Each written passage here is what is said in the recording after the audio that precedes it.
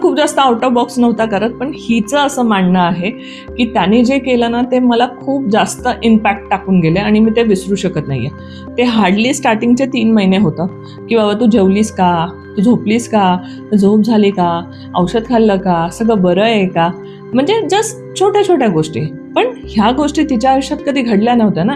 तिच्यासाठी तर ही खूप मोठी गोष्ट होती की अरे बापरे, कोणतरी आपल्यावरती एवढं प्रेम करतंय, आपल्याला एवढं विचारतंय, आपण एवढं इम्पॉर्टंट कोणासाठी तरी.